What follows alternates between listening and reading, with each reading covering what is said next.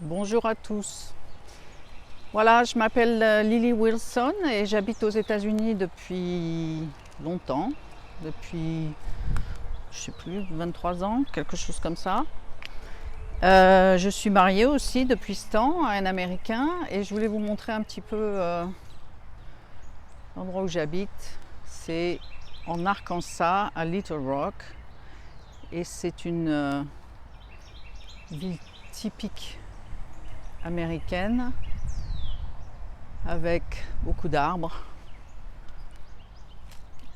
Et je vais vous montrer aussi la maison. Une vieille grande maison. Une vieille dame. Quand je dis vieille dame, ça veut dire qu'il y a beaucoup de choses qui ne marchent pas dans cette maison et qu'on est obligé de réparer régulièrement. Mais bon, ça fait rien. Retour dans mon studio où je passe la plupart de mon temps. Je fais de la peinture en ce moment. J'ai fait beaucoup de choses différentes dans ma vie. Oui, mon parcours, il est très varié. Alors, j'ai étudié à l'école d'assistante sociale à Versailles il y a très longtemps.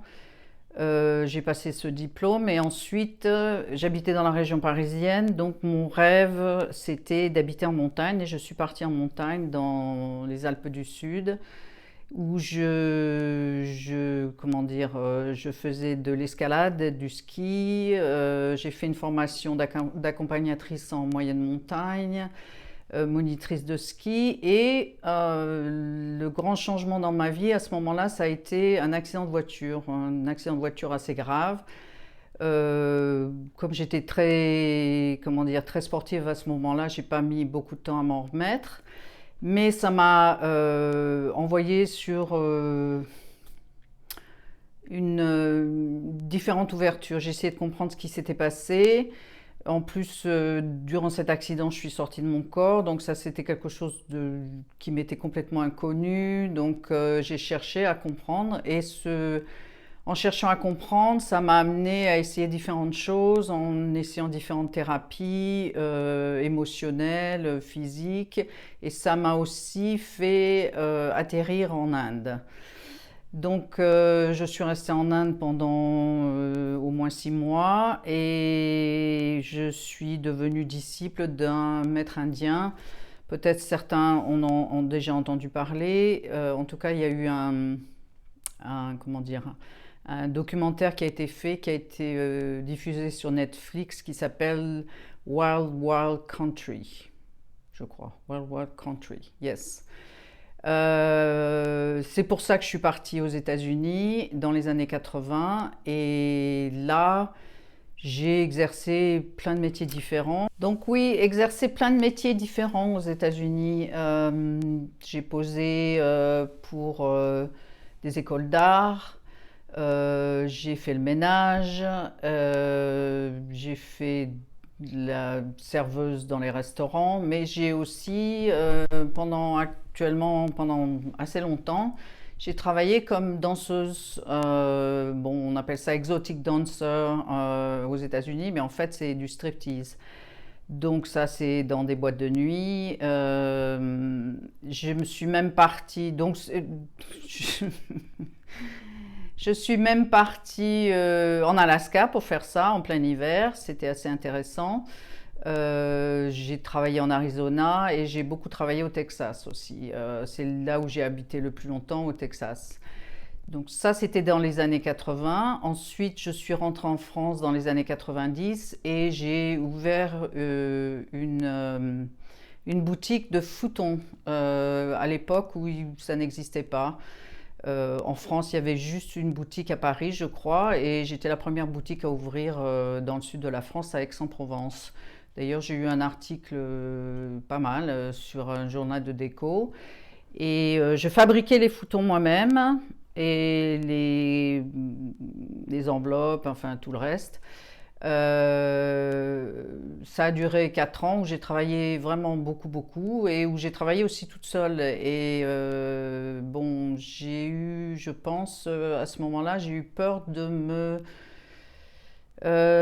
m'agrandir. J'ai eu peur de me mettre des crédits sur le dos, donc j'étais obligée de fermer. C'était un peu où on s'agrandit, où on meurt, quoi. Donc, en plus, en France, je ne m'étais pas rendu compte de toutes les charges qu'il y avait à payer. Je m'en suis rendu compte assez rapidement, URSSAF et tous ces machins-là. Bon, ensuite, quand j'ai été obligée de fermer la boutique, je me suis retrouvée dans la grande dèche pendant un bon moment. J'ai travaillé à ce moment-là dans une petite entreprise familiale qui faisait du miel. Ça aussi, c'était très intéressant. Et ensuite, j'ai passé un concours d'entrée à l'école, non pas à l'école d'assistance sociale, ça j'avais déjà le diplôme, mais pour être assistante sociale euh, dans l'éducation nationale. Donc j'ai réussi ce concours et je me suis retrouvée assistante sociale pour les élèves dans l'éducation nationale à Martigues. Et bon, ça a duré pas très très longtemps parce que ben voilà, j'ai finalement exercé mon métier d'assistante sociale et je me suis rendu compte que c'était pas très jojo. Enfin bon, je vais pas m'étendre trop là-dessus, mais voilà, la fin des années 90 est arrivée et j'ai eu très très très très envie de retourner aux États-Unis sans savoir comment j'allais faire parce qu'entre-temps j'avais perdu ma carte verte. Bon, pour pouvoir rester aux États-Unis travailler, il faut une carte de résident. Et donc j'avais perdu parce que j'étais restée presque 10 ans hors des États-Unis. Donc je ne savais pas du tout comment les choses allaient se passer, mais je voulais retourner. Donc ce que j'ai fait, c'est que j'ai vendu toutes mes affaires et je suis repartie aux États-Unis. J'avais encore des amis à Austin au Texas. Je suis repartie là-bas en espérant que ma foi les choses allaient bien se passer et c'est ce qui s'est fait. Je me suis retrouvée à rencontrer mon mari en fait. Je l'ai rencontré 2 jours après être arrivée de nouveau sur le sol américain et nous nous sommes mariés quelques mois après s'être rencontrés et je vis toujours avec lui depuis. Donc voilà. Je me suis mariée à 44 ans. J'avais pas vraiment beaucoup d'espoir de me marier. Enfin, j'y pensais même pas de toute façon. Dans ma vie, j'avais eu beaucoup de relations, des relations assez désastreuses sur le plan du commitment.